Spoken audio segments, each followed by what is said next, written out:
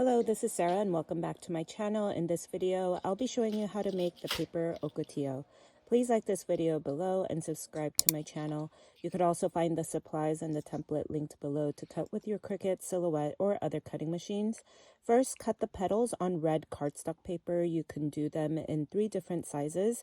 I am adding 13 of these on one stem, but you could add more or less. Make sure you cut all of those on one piece of paper. Use white glue on one end to connect to the other end and use the pliers to hold down the glue. And then you could also use this to help curl the edges. The one end is rounded and one end is flat. Curl the rounded edges. Those will be the petals. Flip it around to the flat end and then fold it down like you would fold a box by going counterclockwise and then tucking the last piece into the first and close it together. Use 24 gauge floral wire and make a loop and fold down the loop so it is perpendicular to the rest of the wire, and then poke a hole on the bottom piece. And this piece can be both in red, or I colored a white cardstock paper with a lighter shade of red on one side. You only need to do that to that bottom side and add the floral wire into that and glue that wire and glue the flower on top of that. Then I cut the center on white cardstock paper and use red markers to color the fringes and to the bottom straight edge. Color the rounded tips in yellow marker. Do that to both sides. Then divide this fringe into 4. You will only need a 1/4 of this for each flower. Roll up the fringe and glue that into the center of the flower.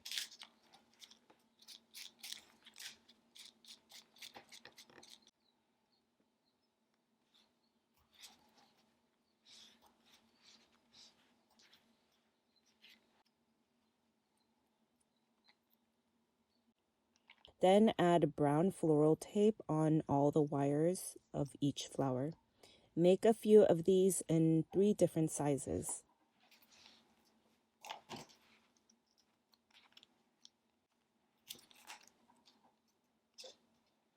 Cut a lot of the green leaves, and this comes with 4 versions, and shape them so they aren't just straight.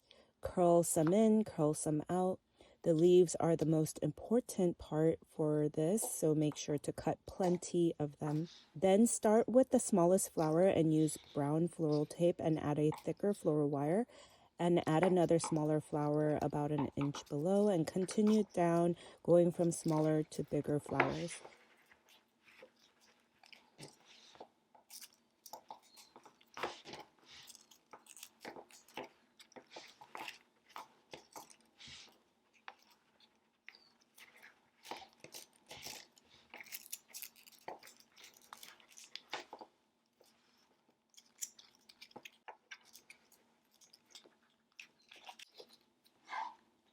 Then add the leaves. I added 1 in every angle going down the stem and made an extra stem with just leaves on them.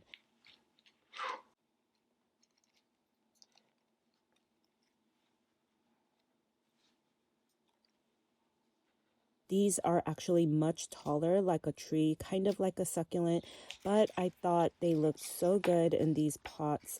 I love the shape and the texture on these branches. They were one of my favorite to research when I made these for a museum wall installation, and thought they were perfect for summer.